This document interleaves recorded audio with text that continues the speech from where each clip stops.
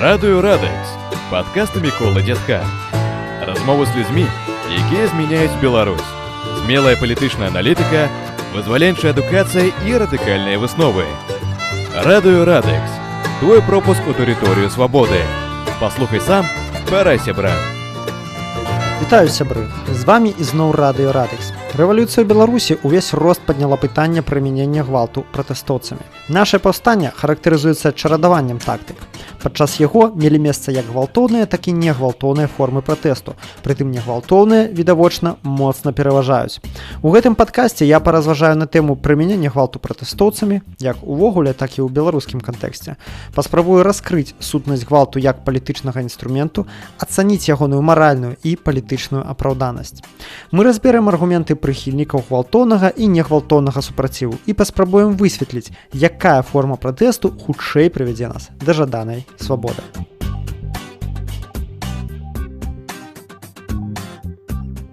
Перш за ўсё, трэба зразумець, што гвалт і палітыка амаль заўжды ідуць рука аб руку. Як сказаў прускі вайсковы начальнік Карл фон Клаузевіц, вайна – гэта працяг палітыкі іншымі сродкамі. Можна сказаць, што і гвалт – працяг палітыкі іншымі сродкамі. Яшчэ часта кажуць, што гвалт – піяр бедных. Акрамя таго, варта сказаць, што гвалт, то бок прымус адних людзей рабіць ці не рабіць нешта шляхам прымянення фізічнай сілы і іншых фізічных абмежаванняў, з'яўляецца адным з цэнтральных элементаў дзяржаўнай палітыкі. Згодна з марксісцкай парадыгмай, дзяржава – гэта цэнтралізаваны апарат гвалту. І сапраўды, там, дзе няма інстытуцыяналізаванай сістэмы гвалту і прымусу, там нельга казаць і пра дзяржаву. Гэта падаецца апрыёрным і відавочным, і таму стварае пэўны эфект замыленага вока, калі мы не бачым вось такіх відавочных рэчаў і не надаем ім належнай увагі. Такім чынам, дзяржава – гэта гвалт, і дзяржавы без гвалту не бывае. Галоўная рыса дзяржаўнага гвалту – ягоная легітымнасць. Можна смела казаць, што дзяржава змагла навязаць амаль усім беларусам думку аб тым, што яе прадстаўнікі, калі яны маюць належныя знакі адрознення і паўнамоцтвы, могуць затрымліваць, пазбаўляць волі іншых людзей і біць іх. Дзякуючы механізмам ідэалагічнай гегемоніі, паглядзіце, у нашых галавах адбылася цікавая трансфармацыя. Мы лічым, што наяўнасць на чалавеке пэўнай вопраткі, а таксама нейкіх уяўных рэгалій, адлюстраваных на паперы, дае яму больш правоў, у тым ліку права груба абмяжоўваць волю іншых, чым усім астатнім людзям. То бок людзі ў звычайнай вопратцы будуць забіраць грошы, затрымліваць кагось, біць, сажаць у камеры. Гэта выклікае ў нас абурэнне. Заўважце, нават міліцыянты ў цывільным выклікаюць у людзей раздражнення болей, чым міліцыянты ў форме. Гэта якраз момант легітымнасці.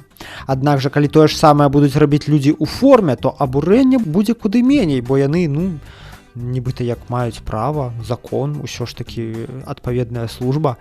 А калі гаворка ідзе не пра пратэстоўцаў, а, напрыклад, пра гвалт у дачыненні да тых, каго мы лічым злачынцамі, то абурэння не будзе ўвогуле. Калі вам падаецца, што я перабольшую, проста узгадайце, як грамадства ставілася да арыштаў, збіццяў і катаванняў да жніўня 2020 года. Канешне, зараз сітуацыя палепшылася. У тым плане, што людзі сталі меней талерантныя да дзяржаўнага гвалту. Але, думаю, ніхто не будзе спрачацца, што для большасці беларусаў, нават тых, хто не любіць міліцыю, дзяржаўны гвалт працягвае заставацца чымсьці, кшталту варыянта нормы. Ну а што наконт гвалту, які чыняць звычайныя людзі у дачыненні да рэпрэсіўных структураў?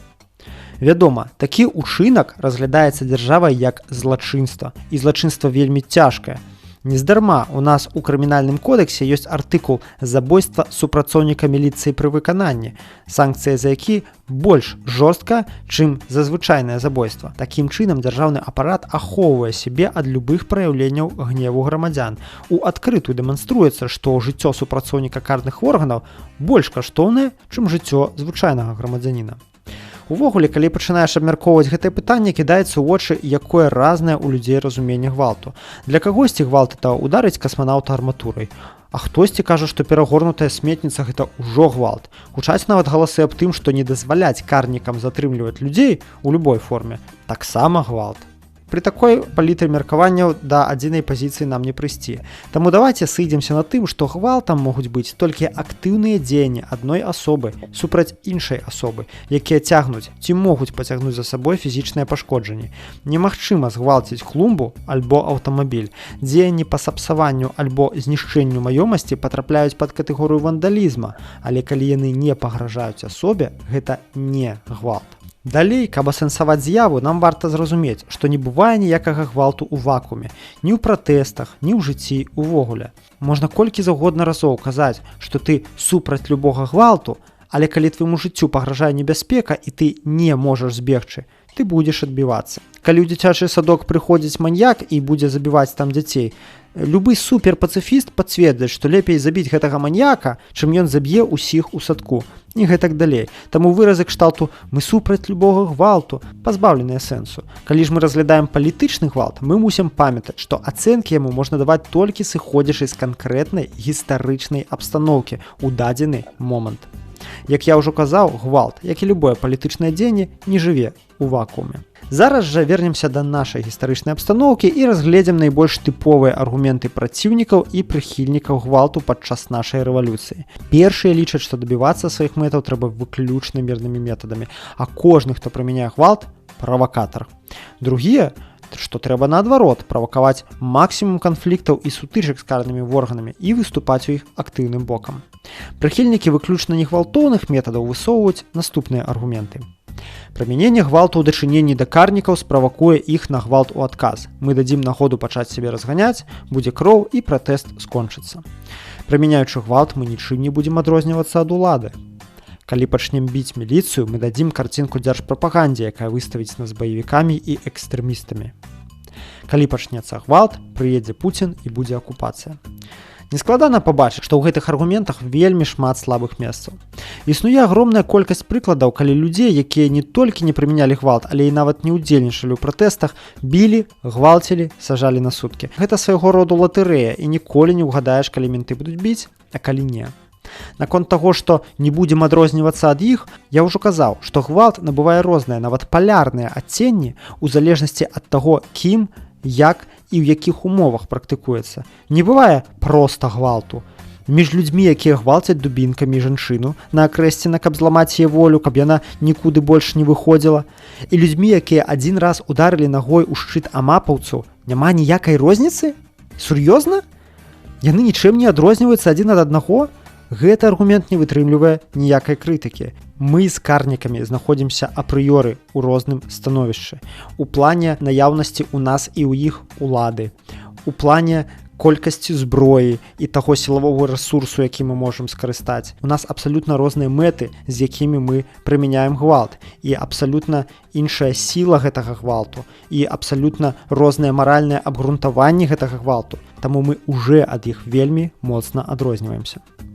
Дзяржаўная прапаганда ў сваім наратыве адштурхоўваецца не ад рэальнай карціны свету, а ад заданняў начальства. Таму якімі б не былі нашыя дзеянні, яны ўсё роўна пакажуць тое, што ім будзе трэба.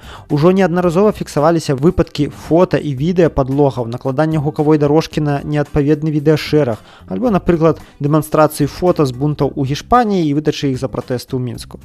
Таму варта сказаць, што мы практычна ніяк не можам уплываць на карцінку дзяржсмі. Яна будзе экстрэмальна негатыўнай у любым выпадку. Таму не варта ў сваіх дзеяннях на яе арыентавацца, бо тады мы згубім свае уласныя арыенціры. Наконт Пуціна. Адзін з вельмі частых аргументаў. Я ў сваім тэлеграм-канале ўжо не раз пісаў аб ягонай нерэлевантнасці, таму скажу коротка. Калі б Пуцін адчуваў магчымасць вырашыць свае задачы ў Беларусі такім чынам, ён даўно б ужо ўвёў войскі. Калі ён гэтага не робіць, значыцца для гэтага ёсць сур'ёзныя перашкоды. А будаваць сваю пратэсную тактыку, зыходзячы з прынцыпа «только бы не разгневаць Пуціна», это значыць цалкам прыняць каланіяльную прызму мыслення. Прыхільнікі прымянення гвалтоўных метадаў высоўваюць тры асноўныя аргументы. Першы і самы важны. Гэта варыяцыі на тэму неадэкватнасці і неэфектыўнасці мірных метадаў. Часцей за ўсё гэты аргумент прымае эмацыйную форму. Яны вас гвалтуюць і забіваюць, а вы з кветачкамі ходзіце і шарыкамі машаце. У асноўным на розныя лады даводзіцца бессэнсоўнасць негвалтоўных метадаў ва ўмовах, калі праціўнік мае шматкроць пераважны сілавы рэсурс і бесперапынна ім карыстаецца. Часта гучаць словы аб тым, што каб скінуць рэжым, пратэсты мусяць вызываць ва ўлады страх. А калі яны не нясуць гвалтоўнага складніку, то і страху няма, што яшчэ раз кажа аб іхняй неэфектыўнасці. Прыводзіцца аргумент аб тым, што нас болей, і калі б кожны пратэстовец узяў у рукі булыжнік ці коктейль Молатава, то мы перамаглі б вельмі хутка. Вельмі частыя тут і гістарычныя аналогіі. Маўляў, калі б нашыя дзеды супраць фашыстаў кветкамі ваявалі, што б гэта было, і гэтак далей. Калі пратэст не развіваць у напрамку радыкалізацыі, ён здуецца. Гэта яшчэ адзін аргумент. Маецца на ўвазе, што ў пратэста мусіць быць дынаміка, і ён мусіць ісці па нарастаючай, як у плане колькасці, так і ў плане радыкалізму.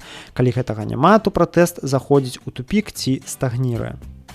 Сілавікі прымяняць гвалт у любым выпадку, незалежна ад таго, будзем яго прымяняць мы ці не. А калі няма розніцы, навошта стрымліваць сябе? Такі яшчэ адзін аргумент прыхільнікаў гвалтоўнага пратэсту. Вядома, і ў гэтых аргументах ёсць слабыя месцы. Негвалтоўныя пратэсты эфектыўныя, нават у краінах з жорсткім аўтарытарызмам. Менавіта праз негвалтоўныя пратэсты былі скінутыя дыктатуры ў Судані і Алжыры. Аб гэтым ёсць нават даследаванне палітолага Гарвардскага універсітэту Эрыкі Чэнавет, якая высветліла, што негвалтоўныя пратэсты ў сярэднім удвая часцей дабіваюцца сваёй мэты, чым гвалтоўныя.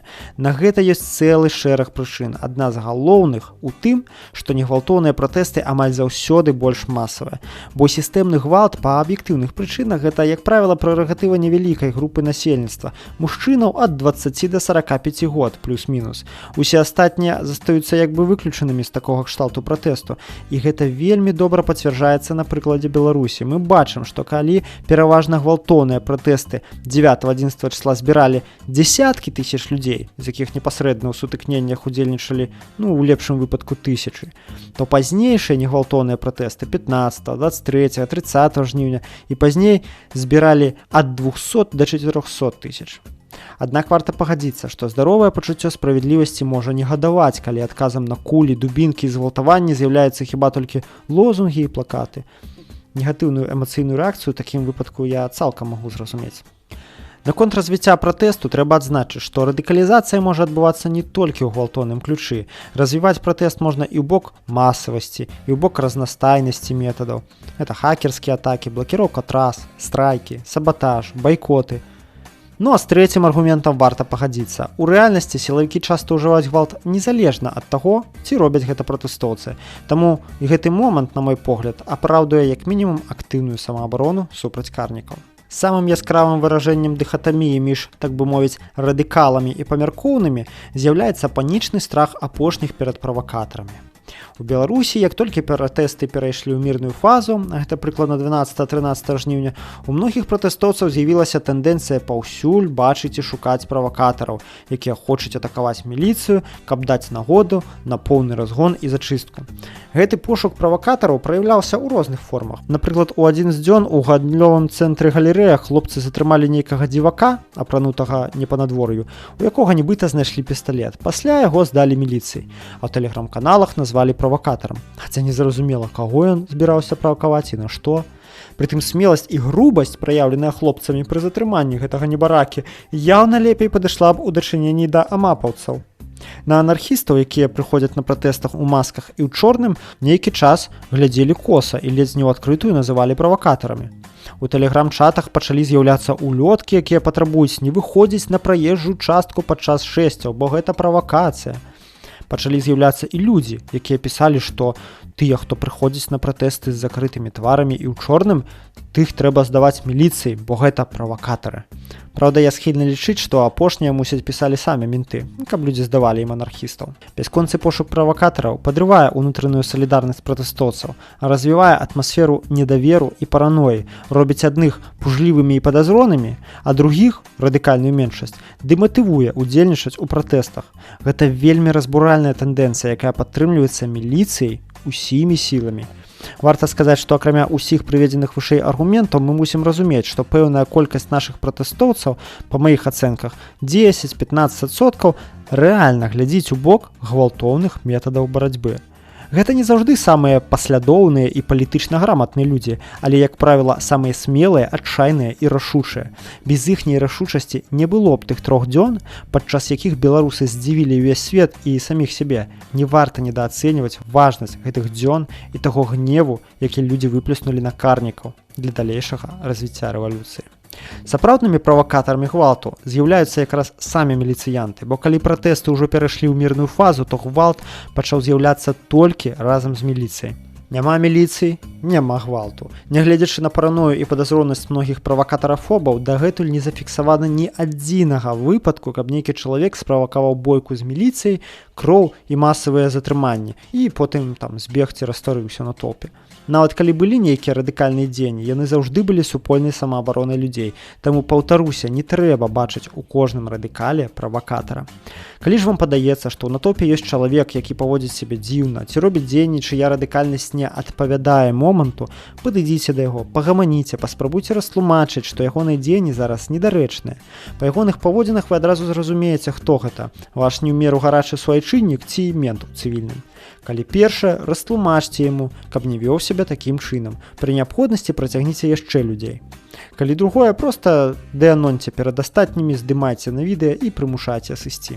Перад тым, як будзем падсумоўваць, яшчэ некалькі словаў пра гістарычныя прыклады. Калі мы разгледзім паспяховыя ці непаспяховыя масавыя пратэсты мінулага, мы пабачым, што нават у тых пратэстах, якія лічацца эталонам негвалтоўнасці, гвалт усё роўна ўжываўся, проста быў абмежаваным. Падчас індыйскай антыкаланіяльнай барацьбы адначасова з рухам недалучэння, які ачоліваў Гандзі, адбываліся і гвалтоўныя акцыі, дзейнічалі паўстанцкія групоўкі. У 1922 годзе ў горадзе Чаўры-Чаўра расстраляны натоўп індзійцаў кінуўся на штурм паліцейскага ўчастку і спаліў там зажыва 22 паліцыянты. Рух польскай салідарнасці прытрымліваўся выключна прынцыпаў негвалтоўнага супраціву. Гэта дэкларавалася на ўсіх узроўнях. Аднак на ягоных дэманстрацыях паліцыю рэгулярна частавалі камнямі і кактэйлямі Молатава, а працоўныя на шахтах не толькі біліся з міліцыянтамі ўсімі падручнымі сродкамі, але і бралі іх нават у палон падчас сутычак. Гэта кажа нам аб тым, што пераважная большасць рэвалюцыйных рухаў мінулага, у тым ліку паспяховых, у той ці іншай ступені камбінавала гвалтоўныя і негвалтоўныя формы супраціву. Ну а як жа быць нам? Як ставіцца да гвалту і да якога супраціву рыхтавацца?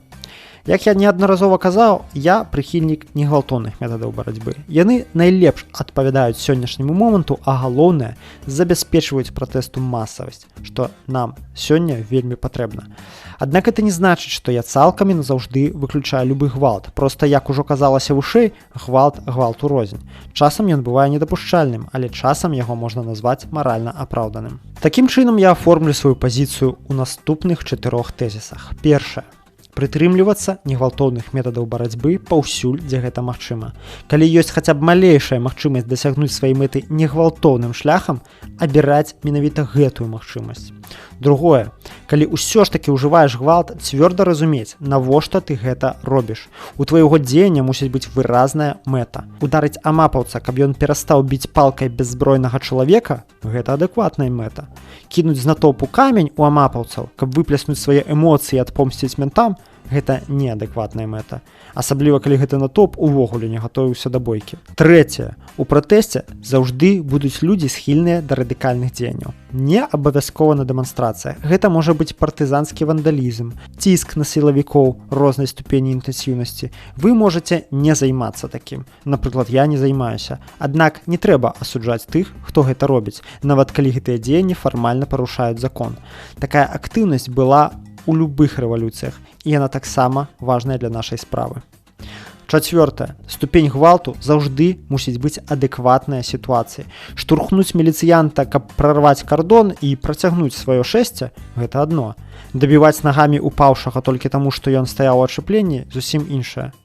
Пры гэтым я разумею, што часта эмоцыі і пачуццё справядлівасці будуць дыктаваць нам іншыя рашэнні. Кожны з нас абсалютна справядліва накапіў вельмі шмат гневу і ненавісці ў дачыненні да карнікаў. Усе мы ведаем, што яны рабілі, як яны білі, гвалцілі, што большасць з гэтых людзей это абсалютна цынічныя, злыя, бессардэчныя людзі, якія нас, у выпадку чаго, не пашкадуюць.